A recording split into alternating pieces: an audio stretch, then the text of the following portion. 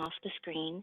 I just want to say I'm seeing people from Colorado, from New York, from Florida, from California, from all over the place. So it just warms my heart to know that we're here together. I'm going to go ahead and, for those of you who don't know me, I just wanted to say that I'm Chandra, and I am in San Francisco, so we're sheltering in place. And so I am talking to you from my office, which I'm very fortunate to have, and I'm glad to be with you. I work with Alicia, and I have with me Ann Chu and Brooke Kimbrough, who are part of my team, and they're going to be monitoring your chats. I see that we're getting people also using the chats. Hello from Las Vegas, from Philadelphia, and from Wisconsin and Montana. Oh, yay, Sorrel, you're there in Montana. You're like, I think, the one person in Montana when people say, is there CPP in Montana? From Minnesota, from Phoenix, yay. All right, so it's so good to see you guys from Ohio as well. Excellent. Indiana, just so you guys know, Pittsburgh, New Mexico, North Carolina, Omaha, Nebraska. So we are coming in from all different places, all different states, North Carolina. So that is really excellent. All right, so I'm going to start our webinar up periodically, just so you know. So some of you may end up on camera because I'm going to share my screen. I may periodically pause and just come back to this screen that I'm looking at right now, where I can see your faces, just because it's nice to get your nonverbals and to think about how this is for you.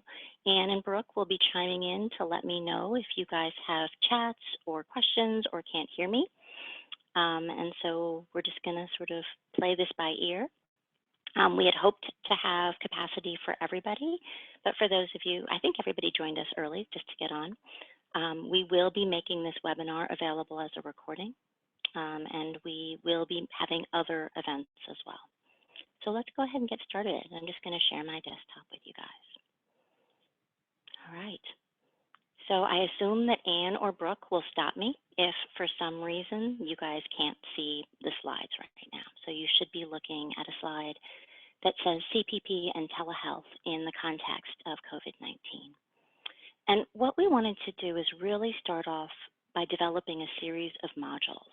And so this is module 1, which is a start with what do we know and how it guides us.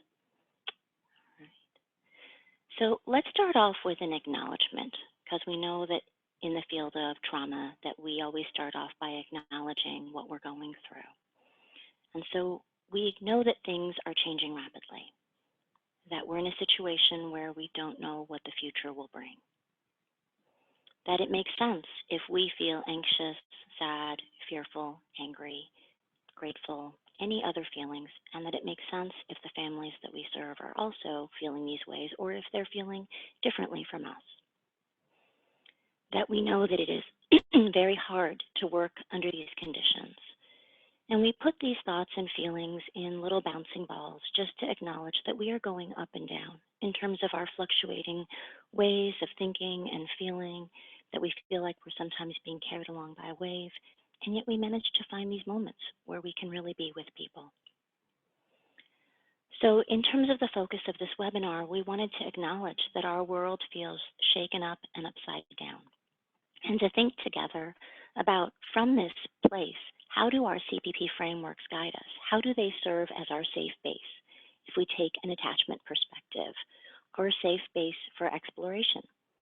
Because many of us are going into a world where we're supporting families who've been shaken up, and we're also supporting them using telehealth.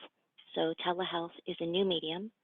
We can think of it as a new medium and as also as a core competency, where some folks may be digital natives and may be feeling fairly comfortable in this modality. Other folks may also have done a lot of chatting with family members, with grandchildren through teletechnology and feel comfortable there. And for others, this is a new core competency, just even learning how to get on. And so we will be learning and growing together. So let's start off by holding hope. Hope is one of the core goals of any trauma treatment. Without hope, we don't have anything. And so let's think about all of you. That's why I was looking at your faces, just to think about how we're in different places and we're together. So we are connecting from afar, and that we are committed to caring for each other and for families. that we know that this situation calls for flexibility, for clinical judgment, for good thinking, which is hard in a disaster situation. It calls for a relational approach because we know that one of the ways that we regulate is through co-regulation. And it calls for tailoring, thinking about developmental needs and thinking about current and past experiences. So let's just take that in and think about what the situation needs. And then let's think about who you are and who we are. Because this is what we do in CPP. So those of you looking at my screen may be curious about the picture on the left, and I know that I may be dating myself. So this is Lindsay Wagner, the Bionic Woman. And when I was doing this, I was actually hearing the theme song of the $6 Million Man. And so if you want, you can YouTube it unless you remember it too. But the words would be, we have the capacity, we'll learn the technology, we'll attend to diversity, because the shows didn't do that so well. But we can build on this. We can build on what we know, based on what we know. So working together jointly with each other and with families. And so we are going to build this to the best of our capacities, maybe better than it was before, working together. And just imagine that theme song. Da-na-na-na. All right. So we sent out a survey just to really, because again, this idea of do not target for change what you do not understand. We wanted to really think about where you were, what some of your questions were, and I'm going to share some of them. So some of you asked, can we do dyadic work through telehealth? And if so, how? And the answer is absolutely yes, we can do dyadic work through telehealth because we're seeing you do it. And so I will share some of those stories. And we'll think about how do we do dyadic work and with the specific family. Because what we all know is that typically in CPP, when someone asks a question, the answer is it depends. And so we're going to think about how we think, yes, we can do this, and how it depends. And then is it okay to introduce the CPP triangle with a parent and child over telehealth? And if so, how? And again, yes, it is okay. And we're going to think about how we do that with which families. We're thinking about families that we're currently working with, some who are in the core phase, some who may be beginning. We may have an ongoing relationship, and our systems may be asking us to work with new families in need, and we'll think about that together. People are asking us what toys to use. What if families have no toys? So we'll think about that a little together.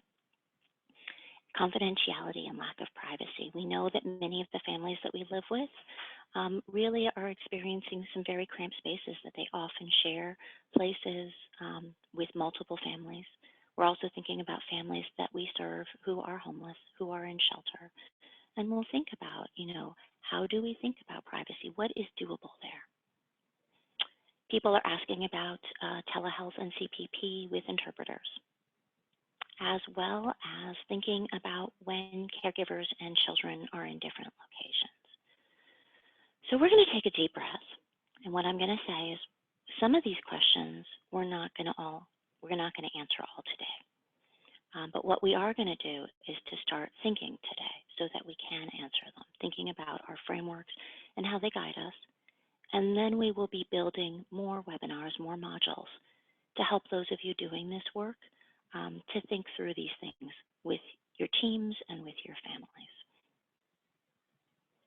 So let's start off. This is Module 1 with what we already know, guiding aspects of the CPP framework. And let's start off with our guiding mantras. Okay, so take a moment and we're all just going to slow this down a little bit and take a deep breath. And I want you to think about some of your lifelines. So what are the words that guide you in CPP? What are some of the mantras? And just think about maybe writing one down, one of your lifelines.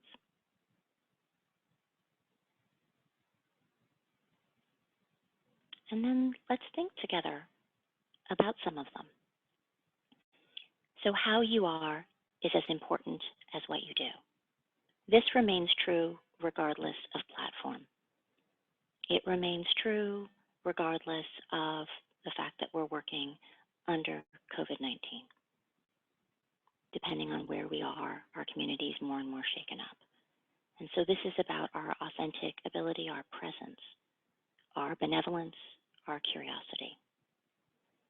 And then we remember that we hold people in mind. We keep them in our mind and in our hearts. And around the country, we're seeing beautiful micro interventions that you guys are doing that have huge impacts. Simple phone calls, people who can't reach clients who are making beautiful little cards that show that I'm thinking about you and I'm caring about you. And then we can think about the way that we're being with. So as we may be thinking, what am I going to do with this family? We know that at our core, we have always been with families. And a great book to kind of think about and to read, you can look at it on YouTube, is The Rabbit Listened. And so at times when we're feeling frazzled and wondering what we're doing, we can channel that rabbit who listens as a little child has some difficulty. Other people may try to fix, other people may do other things, but at our core, we are there, we are present. That we know that what is shareable is bearable. And so the presence of another person is regulating and is something very important. And that we know that being present is not easy. As we started off with the wave kind of going up and down, we want to hold this mantra that the first affect to regulate is your own. And to really be kind to ourselves, that we don't have to be perfectly regulated all the time. And so I've been thinking a lot about emotion regulation as a state and not as a trait. And that I think about how sometimes I have pockets of mindfulness. So when I'm with you, I'm here and I'm present. And that at other times I think about maybe tunnel mindfulness. So just right now I'm in this therapeutic space. And this is really how we've always been before. But it may seem very weird to get off a call or a session and to really feel not regulated, and just to be able to honor that that's okay. But that when we're with somebody, we know that it is in the tone of our voice, it is in the speed with which we share things, it is in the way that we're okay to listen to things, that we are therapeutic. And so we go back to that knowledge. And then we also go back to our dyadic knowledge that we support caregivers so they can support children, and never has this been more true. And that we think about do not target for change what you do not yet understand, that it is fortunate that many of us know the families, that we know a lot about their histories, but that we also need to understand how the current conditions and coronavirus and their fears are impacting them and their children. And so it's not that we do nothing until we understand perfectly, but that we've always been seeking to understand so that we intervene from their perspective and not from ours. And that we speak the unspeakable. And we might also change this to a little bit to we not only speak the unspeakable, but we listen to the unspeakable. So we offer a space where you don't have to show up as being the perfect caregiver, where it's okay to fall apart and it's okay to share kind of the difficulty that you're having. It's also okay to share the triumphs and the good things that are happening. It's okay to talk about the things that have happened before and how they're impacting you now, those trauma reminders, because you may be thinking about them anyway. And we know that some children are bringing them up. And so when people ask us things like, is it okay for us to help them process trauma? What we want to think about is, what do we know about what they're doing anyway? And then what would it be like for the grown-ups to support them so that they're not stranded and isolated in their thoughts and feelings? The same thing goes for the grown-ups, and the same thing goes for us. And then lastly, do not let the perfect be the enemy of the possible. So we are definitely building this airplane as we're flying it. We're thinking about how do we reach out? We know that many families don't have access to things. Some don't have access to toys. Some don't have access to telehealth technologies. So we're going to be thinking about what is possible, and also what is possible for us given the communities that we live in, our own kind of ways of being affected by this. All right. So I maybe moved off that screen a little bit too fast, but I want to think about this as a time also when we want to think about the creation of new mantras around flexibility. Um, just we will be learning a lot of new things, and so to share that. And so somebody shared kind of a new old thought, but that we don't have to fix this, but that we can be with people. So we're going to move on to thinking about, what other aspects of the CPP framework guide us. But I'm just going to pause for a second and do a little chat. And so I am going to take a look at you guys. I'm going to see if I can do that. Might not be possible.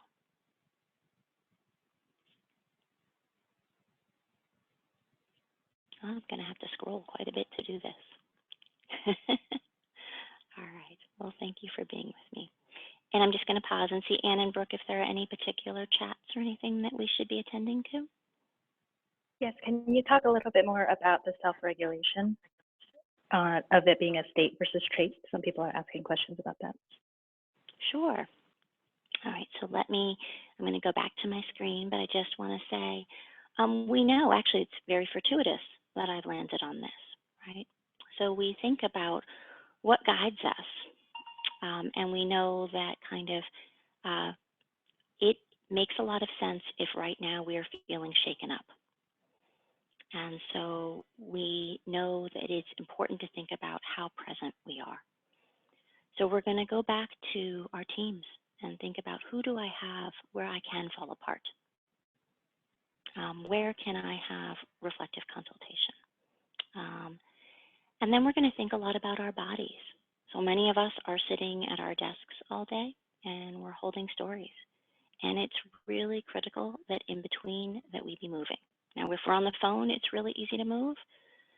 But even when we're together and we're on camera, it might be very important to move as well. And that we can model that, right? That we can think about how throughout the day we should be moving. So I'm going to do a couple of things with you guys right now. Okay, so you don't have to do anything that you don't want to.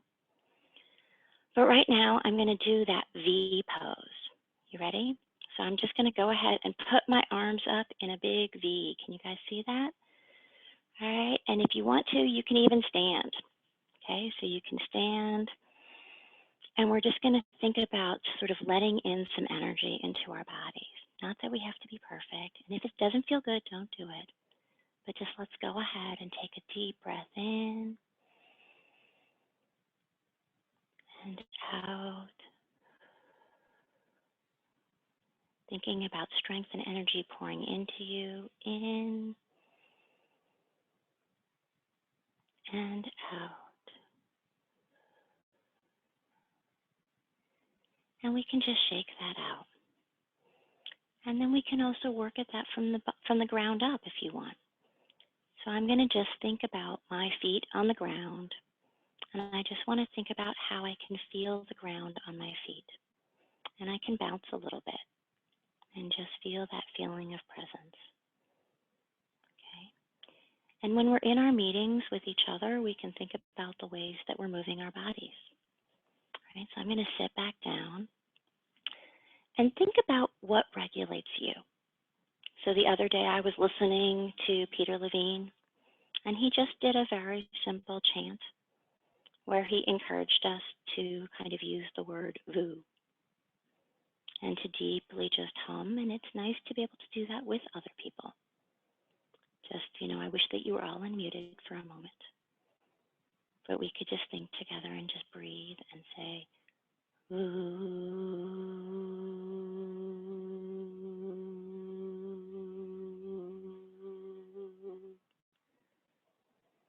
and take a deep breath in, right? And so let's do that together. So let's imagine that we're all together and we're just going to slowly breathe, get in comfortable, and just think about all of these people on this call and around who are being so helpful and who we also need to take care and nourish ourselves.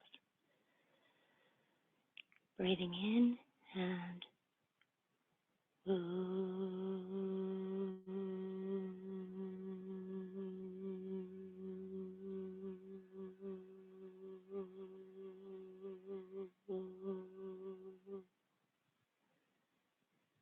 your breath go as long as it can. And we can breathe in. All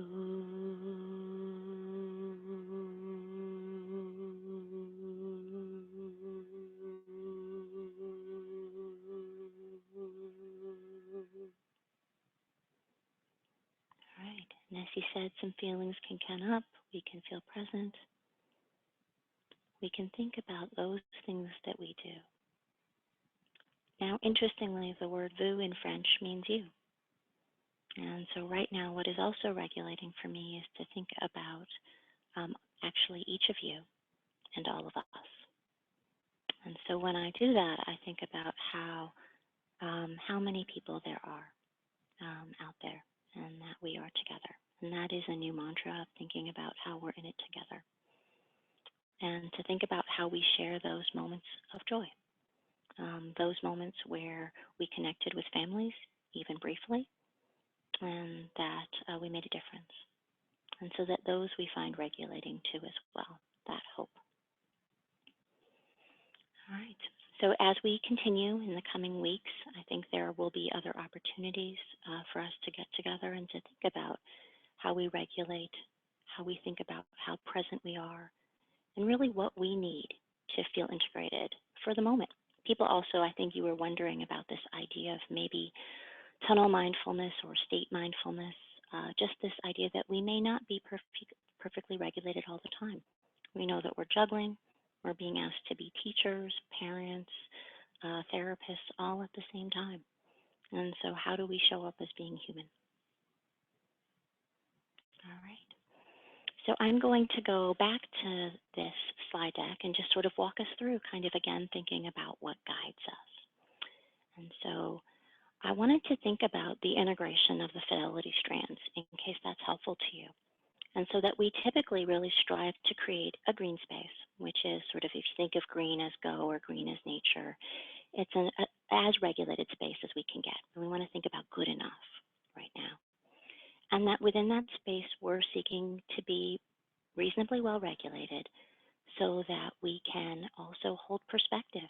It's really hard to think about multiple things when we're not regulated, so that we can think about the caregiver and the child, and that we can think about how we support the connection between them.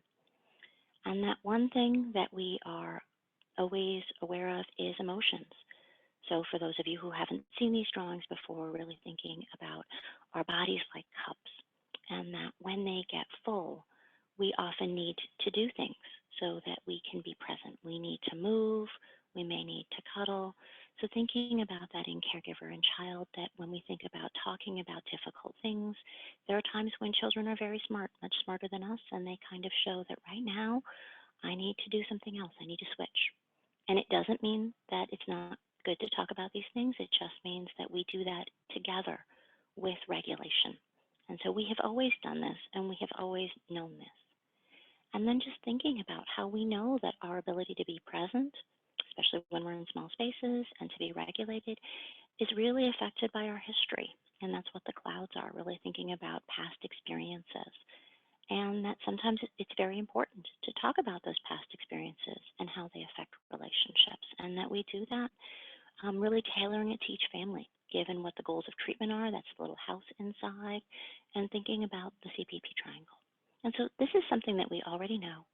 And we know that our understanding and the creation of the space is because we had dialogue with caregivers using procedures, that we asked them about their history, we asked them about how they were doing, we asked about the kids' history, we thought about how they were doing, we thought about what we could share. We developed a social contract. And we know that as we leave this space with families, we also are kind of thinking about procedures in terms of the dialogues that we have. So let's just take what we know. So some of you may be thinking, well, we know this, we've seen this, and let's put it in the context of telehealth. So in telehealth, what we might think about is we now have two spaces at the very least. We now have multiple spaces. And we now have a telehealth platform that is in between us.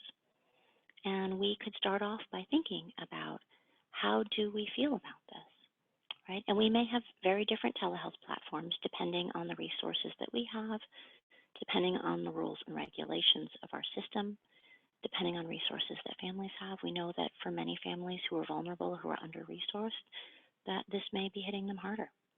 And so we're thinking about what do we have at our disposal that allows us to communicate with them. Is our community able to locate technology to share it with them? Are systems putting up free Wi-Fi? And that's actually happening in some rural areas. What is our system capability to connect? And so as we're saying this, we might notice the feelings in our body, especially when we think about really some injustices that this maybe deepens in some ways. And so we want to think about how telehealth makes us feel, not just the anxieties of using a platform, but access to it, and sort of how that affects our ability to be present, and to think about what we can do. If we remember, do not let the perfect be the enemy of the possible.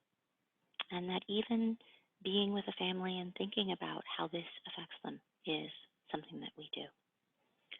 And then we're thinking about the dyad again.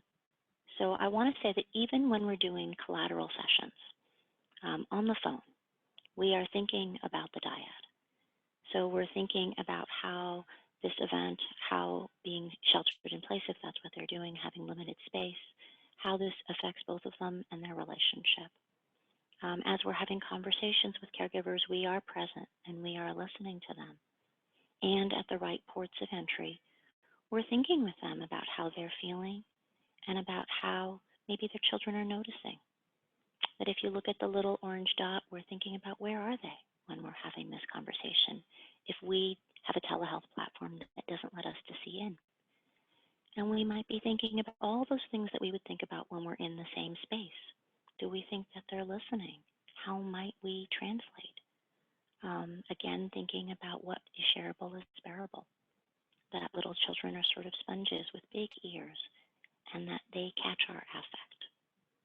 Okay, now I'm going to go into how this drawing is also imperfect because we know that even as we're focusing on a dyad and even if we had everything perfect, we know that that little orange ball is apt to wander and to go to other places, to go out of the space, not a telehealth space.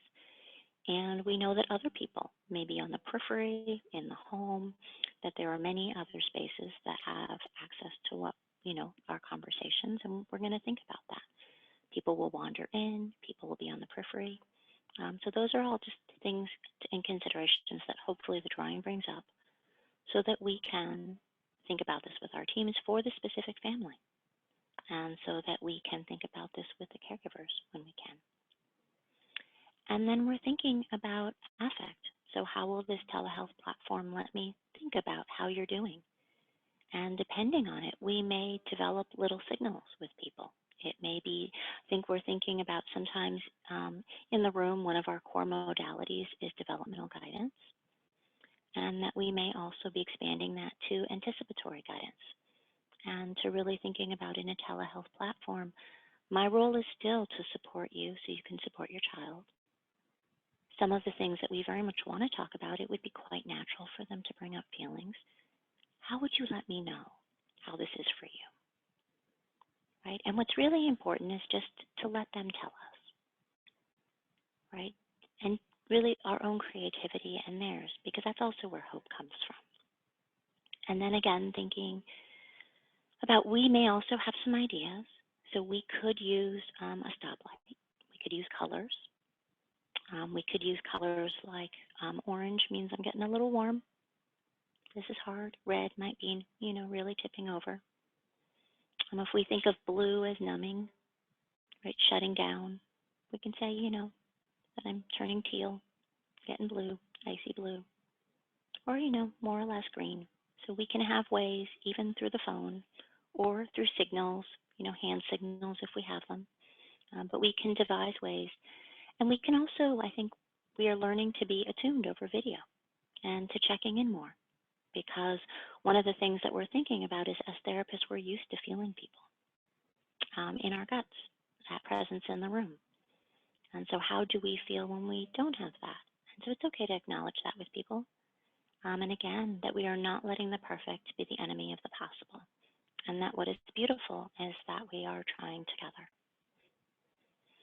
And then we're thinking very much as we do this, just remembering our CPP roots. about what they've been through, what we know about what we've each been through in the past, and how this is affecting their relationship, how this layers on to how they're doing, and thinking about COVID-19 as another kind of event that we're going through, and we have to think about the specifics for each family and how this intersects with our past history, and with our history and our ability to be together. And then we'll be thinking together about what are the specific kind of telehealth procedures, right? We'll think about both how do we do procedures through a telehealth platform, how do we, we've always, I think if we think about CPP fidelity, we've always shared the rationale, I think, really for caregivers and families where we're starting off, for why we want to know about your history, right? That we know that this idea of it's not what's wrong with you, it's what happened to you. And that sometimes for many people, this is like if you had a wound and you covered it up. Well, when we go through new stress, it's like the scab has been ripped off. And not only are we dealing with what we're going through now, but it's awakened old things. And we very much want to be there to support you. And so it may be really helpful for us to know kind of what lies underneath. And again, how would that be? And how would we do that? And so we're not saying forge ahead, we're saying those beautiful dialogues that you've already had, always had. Let's find our way back to some of them, right? And then deep breath, we're going to think about how do we think about how we set up a green space on the other side? What are our telehealth procedures? And so just as a little idea for families where we know that outside it's orange or red, that there has been danger in the family, that things may be getting hot in the family. We don't know what it would be like for us to be received with other family members there. We might really ask, would it be possible? Are you able to walk around the block? Because that's something that in most communities we can still do while talking to me. And we can think about this, and we can think about your safety, and we can think about what is doable, and we can assess this together. And assess is not the word, but we can, because it's much deeper than that. We can both hold this, and then we can regulate, and we can think practically about what is doable here, given this. And sometimes what is actually doable is to invite a partner in. What we know is that some people, we know different things about different families. For some families, things are very dangerous and they're going to need to manage that, to really think about how do we help the kids to understand that their caregiver has some emotion regulation challenges, to give space, and really think about those kind of safety planning in that way, because there may not be access to shelters. There may not be access to things in COVID-19 in this era. And for other families, we know that we have caregivers who have real problems with regulation, may not have wanted mental health before, may have thought that it was for people who are crazy, but now they may be really willing to kind of say, we're all in this, and it may be helpful to talk to somebody, not about everything else, but about this, and to think about how we can support emotion regulation within the family. What we know from research is that in times of disasters, many groups who never would have sought out mental health treatment will do so, because it kind of normalizes why we all need help, because everybody needs help. And that the beauty is that they have a connection with you. All right, so as we think about this, just thinking about the telehealth platform and how permeable it is. And I just, want to say, going back to that idea of what toys do we have, we've seen some really beautiful examples of therapists and families reaching out in the barrier. I'm just going to pause there because my team has texted me. If cases are in the foundational phase, do you trauma screen via telehealth? And so we'll get to that in just a second. But again, I think what we're going to think about is it depends. So if I don't answer this question in a moment, I want you to bring us back to that. Okay. So I want to go to, again, the beauty of thinking about this telehealth platform. One family who was in treatment with a therapist, I don't know if they're on, I hope it's okay, but I share this. But when she saw the family, the little boy was with his foster mom and was all cuddled in. And he said, "Where's the baby?" And she happened to know what he was talking about, and she happened to have brought the toys home.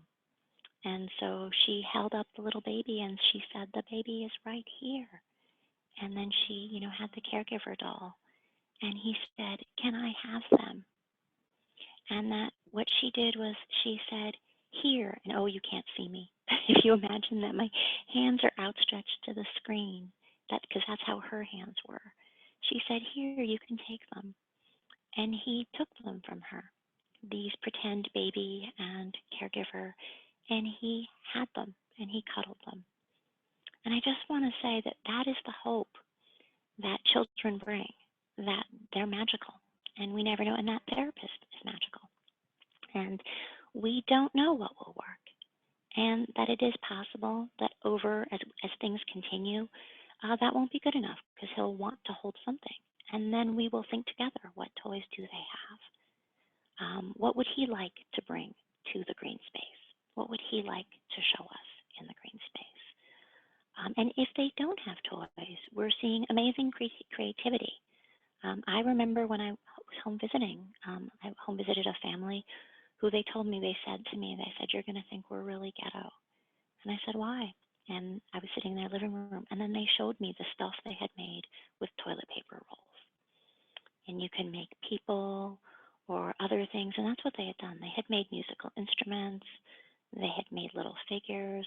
And I think before we lead with what will we bring, what will we give, I think we really think about what will we bear witness to? What do they have? What do they have in terms of creativity? We can see kind of how some families may have crayons. And they may pick their favorite color. They may have little crayon people that they choose to play with. They may show us their toys. They may do it with rocks. They may do it with dolls. Um, if kids really, really want a doll, we may take photos of them. We can see if we can get those photos. We can make puppets, right? So if they have a special figure, we can think about that. In many places, so some of you know that I write children's stories. I have a website, the resources at the end. A lot of those stories are freely available. Many will be freely available on Amazon on the 1st of April.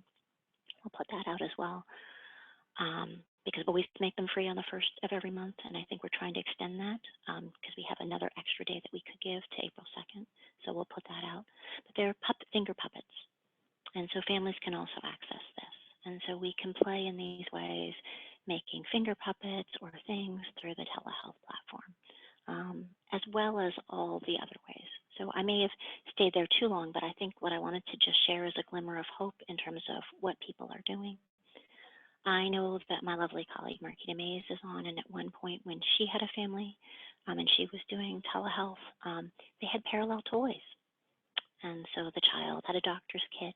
She had, and the caregivers, the loving fathers, had a doctor's kit, and she had one. And you can interact in that way as well. So where the action can go through the screen, or that we can bear witness to what they're doing as well. So we will be learning and growing together. But I just wanted to share some examples that really show how this is doable. All right. So now let's go back again to what guides us and to think about the CPP triangle. This is again what we know, and that we know that we think about history, and that we think about the cultural group history, the family history, the child and caregiver's history, and coronavirus. And right now, as we're touching base with family, we're really thinking about the here and now.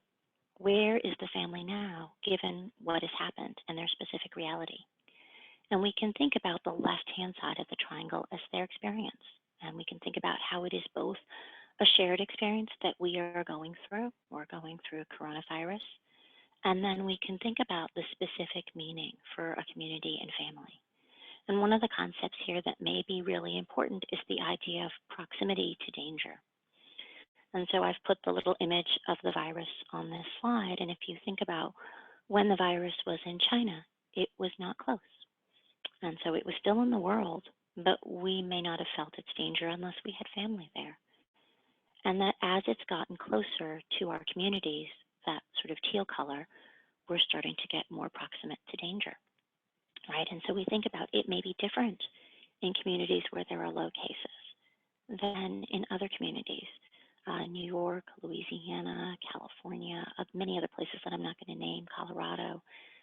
And I just want to say the reason this is important is proximity to danger will affect kind of how we're doing. And when we think about there's both physical proximity to danger and emotional proximity to danger in terms of thinking about our vulnerability to health, whether we are immune compromised, whether or not family members are immune compromised, whether we have elderly parents, whether we know people in our homes who are sick and are worried about them. So this is all stuff that we know. We also know that it is both the fear of coronavirus and all the secondary adversities. It's coronavirus plus. And so the reason I'm putting this up here, and it's not meant to be a checklist like we go through it with families, but really that we listen for this so that we think about you are going through. You're going through how is it for you in terms of finding food? Many of the families that we work with, some of them are day laborers. So we think about, they're really living in fear of not having enough. And how can we support them, not just in listening, but how do we become really good curators of the resources that are out there? And many agencies have the capability. So treatment is a place where we find the resources and we help you to access them. We think about how we, hold health vulnerabilities for self and family. And treatment is a place where we support you in staying as safe as possible. When we think about the work-related stress, childcare coverage, that we again think about what can we help you with if that's what you're asking for. In terms of even just a video that would give you a break.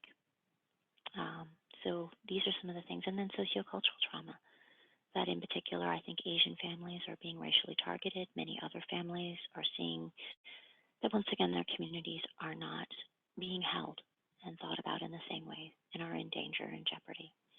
And so again, I'm just going to go back to this picture of what it's like for us to hold a full picture of experience uniquely for the family. And when we're thinking about colleagues or ourselves, also uniquely for ourselves. And then to really think about the layers of how this echoes. And I'm realizing also, let me pause there for a second, that this takes a tremendous amount of frontal lobe capacities on our part. And it's okay if we can't do it all right now. This is also, it's okay if your brains at times, even when I'm talking, turn off. This is why we record it. This is why we take deep breaths. And, as therapists, this is why we do at times return to thinking about how do I understand where this family is, given their specific reality of what they're going through now and how this reality has echoes, right? And touches in terms of that wound metaphor, old wounds. And then how do I also hold hope and think about those existing strengths and the beauty that we're seeing also. I was talking to one of my family that I've been working with that I home visit, and they are cooking together.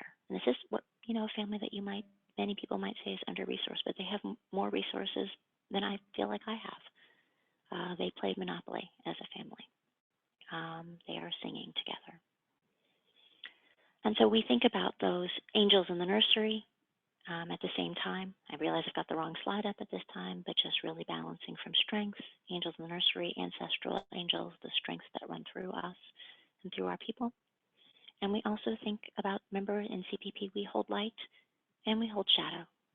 And we help people to think about the fact that, when these things happen, when we maybe are worried about food, or when we can't move, we feel our movements restricted, it is possible that those things are serving as trauma reminders. That the metaphor is that trauma is a lot like asthma. So many people have thought, when will my child's symptoms go away? When will we fix this? How can you fix this? And this idea that when you're in heavy pollen season, it makes sense that you're having these symptoms. And so one of the things that we do is that we think about how we can breathe. When we think about how do we identify the reminders, is it possible to kind of turn down the heat and to reduce reminders or to acknowledge them and say there's pollen here. That's why we're sneezing. So when we are really understanding again how this affects the family, their behavior, their health, their neurobiology, all of these different aspects of their being. And then I think just really the reason I'm going back to the triangle is because people are saying, what can we do? Should we be having a full session? We want to think about how we tailor this to the family. So if what we're learning is that this is really affecting your emotion regulation, it's really affecting not just your sense of safety, but actual safety, we're going to think about how do we tailor treatment to that. And we might think about an hour-long session may not be what the family wants right now. What do they want? What would help? What would support emotion regulation? And so we'll think about how we tailor to that, where often what really helps and what families may be looking for is a brief phone call, just to be a regulatory presence. I told one of the families that I'm working with, and they're ill right now, that I would call them every day just to see how they're doing. And it's not a long call, but it's a brief call where we check in and we see. And that we may get back to kind of a longer session when they're ready. And so that's something that we're also exploring. I said, would you like to do this? And she said, what would that look like? And I said, well, let's think about the technology you have and how we would connect. And let's think about what toys he might want to bring. And she said, I'm going to talk to him. I'm going to talk to him about what he might want. And she was thinking about how she would prop up. He actually has a little iPad, but where she would put it so that I could see them. And so we'll try this out. Alicia has a lovely metaphor, which many of us are using. We call it the first pancake, because your first pancakes are often ugly. And so we're sort of doing a little test, and we're going to see what we see as we sort of get in there. But that in itself will be therapeutic to think about how we're trying to connect. So just kind of going back here, I wanted to think about that question of should we be screening for trauma? Because I said I would be answering that. And I think about what might our telehealth platform be? Would it be the phone? Where are the kids? What might they hear? How do we slow this down and think about this? What time are we able to do it and the caregiver? And then we might be thinking about, are they in an affective state where this is something they want to do? And what I want to say is some caregivers have said that they're very frustrated that they can't come in and that they don't want this to stall treatment and that they very much want to do this. And so then what we actually see is actually for this particular family, it would be regulating to do this. Whereas for another family, it's another thing that they have to do. And it wouldn't be regulating. And if they're very stressed, then right now we might think about, so how can we support you right now? And I want to bring you back to the words in the CPP fidelity documents, which is that we share the rationale for why we might want to know something, why we might want to do something. And then we ask. We very much share the dilemma with the caregiver. And we don't fragilize people. So we're aware of their emotion regulation, but we don't take the decision making out of them. And so we think about what they want. And while we're doing that, we think not only about what they want. I'm looking at this picture and thinking about the little cup. We're thinking about what they're doing anyway. So what we're hearing is that many kids are bringing this up anyway. They're bringing up the fact that maybe they're not seeing a caregiver because they're they're not able to see them. They're bringing up the fact that people are getting angry and it worries them. And they may be bringing that up verbally, or they may be bringing that up in their bodies.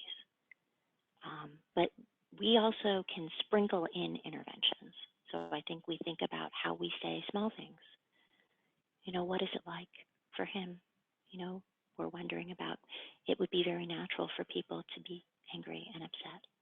And sometimes caregivers say, yeah, when we yell, I think he gets really triggered. Or maybe they don't use the word triggered, but he runs around like a maniac and starts like ripping up stuff. And you think about, what do I know? What do I know from the referral? What do I know? And how might we both acknowledge how difficult it is and then think about, do we have a port or not? Where we might make a connection to the fact that that makes sense because before, because, well, maybe because it's not even before, maybe even as the words come out of my mouth right now, right? We think about how they're worried. They're worried that things can happen.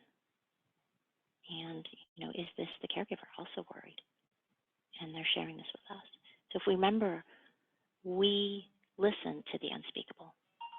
We let people talk to us about these things. So Brooke is giving me a little time check, just that we have 10 more minutes. So I'm just going to move a little bit back to what guides us, and we'll think about our CPP fidelity objectives. And so I'm just going back here. So if we remember that we have our CPP goals, and that we may have learned something about the family during the foundational phase if that was completed, and we're also learning about the family's experience of the current crisis. And as we do that, we're thinking about what are our primary treatment objectives for this family. So some families, they're like, no, actually, we said we were going to do the triangle. I'm very frustrated that, we are not able to see each other. Can we do this? And so they really want to acknowledge the impact of the trauma, maybe the past trauma, and so that's where they're at. But for many other families, what we're really thinking about is during a crisis, it's critical to attend to foundational goals, that it is a moment where we're really focusing on enhancing safety, and that has a lot to do with emotion regulation. So if you think about in the house model, I'm going to go back to the picture, if you think about dyadic affect regulation on a continuum, and that when it's really shaken up, like if there's been an earthquake, it's a foundational issue.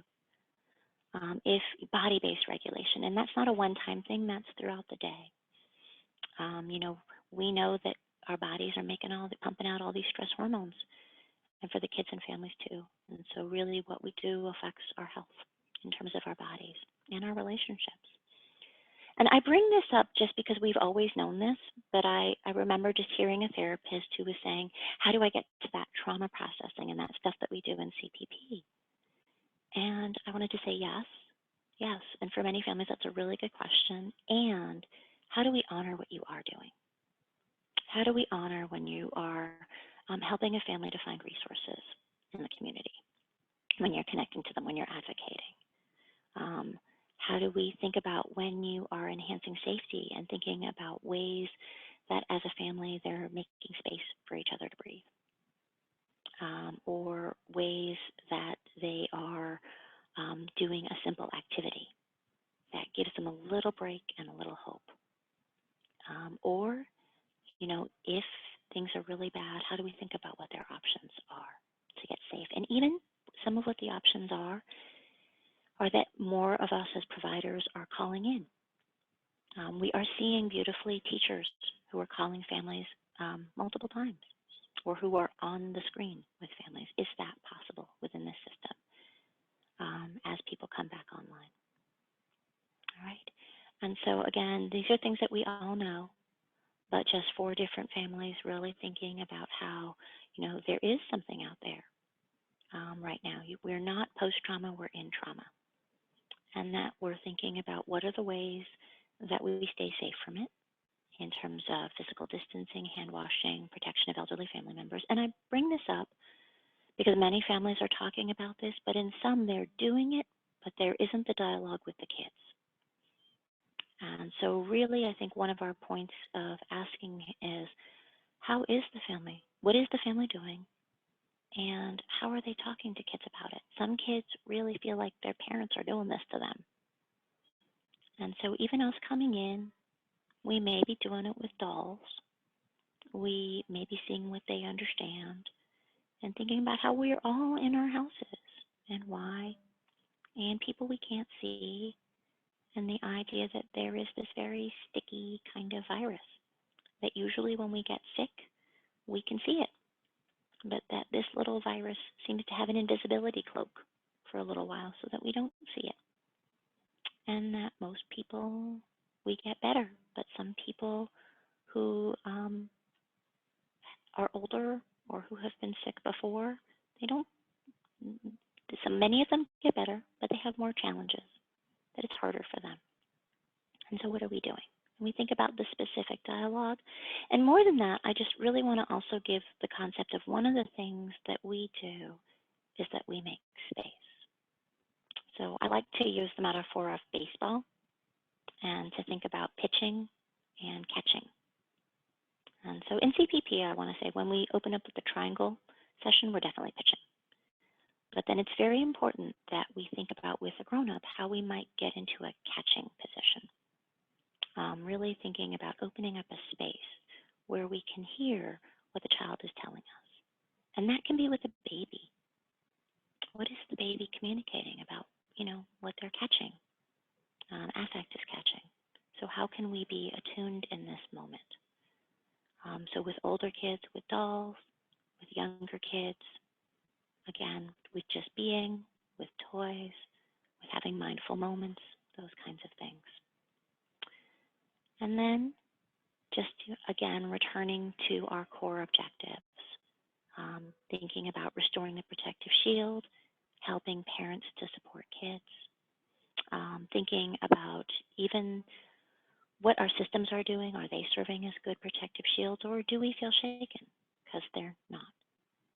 And how we can, by acknowledging that, really support that affect regulation. I think one of the hardest things is to think that you're flipping out in a very unreasonable way. And that we also, when we say we support affect regulation, we also support, I think, the idea of it is, I think CPP has always had multiple poles. It's about, yes, we want to support coping, but we also just want to support people in saying that I'm not doing okay, we're having feelings, and how do we communicate about that? On an earlier call, we were talking about how sometimes as caregivers, we try to put on a brave face. We try to smile through this and say, we're okay. And what's weird is we know that little kids hear vocal tone, they see body posture, and that it's spooky when your caregiver has a smile and you know that things aren't okay. And so that it's helpful if caregivers can say, right now I'm feeling. And then really think about, and is this different from how it maybe was before? Can we differentiate between then and now? Even in the fact that right now I'm looking for help. Right now I'm talking to you, but I'm trying to do something different. And so again, just all the things that you are doing to support typical development, to help caregivers make meaning of what's going on, to help that communication flow. So not to overwhelm you with this last slide, but I just wanted to say that we will be coming back. We will be coming back together with more modules, with consult calls. We will be addressing more questions and thinking about this. And I think that we'll be doing this also in the context of your work. That CPP has always had a big it depends. So it's going to be important that we anchor our learning on consult calls in your work, in your capacities, and in the families that you're seeing. So we'll be sharing the webinar and the slides to other resources. As we talk about returning to the foundation, it may be very helpful for you guys to look at psychological first aid from the National Child Traumatic Stress Network, which really brings us back to kind of these core actions that are part and parcel of CPP, but are really where it's at when we're doing disaster response. And then our Child Trauma Research Program team has been compiling resources. We have on childparentpsychotherapy.com, at the bottom of every page, we have the links to our Pinterest boards and to our Facebook page. Our Pinterest boards, we have these boards. We have a COVID-19 board. We have other boards, like for emotion regulation in English and Spanish. On Piplo Productions, we have stories, handouts to talk about emotions, and free finger puppets. Our colleagues in Michigan set up Zero to Thrive. They have a great handout on their website also, and they have many resources, but a great handout, just very simple, beautiful, that we shared on Facebook related to telehealth. For families where there's been domestic violence, Futures Without Violence, just visit their website and think about some of those resources. And as we think about telehealth platforms and that modality, that will be important as well. So I just want to thank you all for being with us. I'm going to go back to kind of looking at some of you and just to think about how we are here together. So just thank you so much for showing up. We will be uploading this and sharing the link. You guys can watch it again. Other people can watch it. We will be back, just to let you know. maybe with other CPP trainers. Maybe as we learn more, we'll be asking some of you to join us with your stories. We want to both share kind of moments of victory. Remember that V? Moments of victory, right? And we want to share kind of moments of challenge, right? So that we can think through them and we'll balance those things together. So go ahead and give yourselves a big hug if you want and send it out to somebody else, right? And we'll see you back here. Thank you guys so much. All right, so we'll be back. Thank you. I'm just going to scroll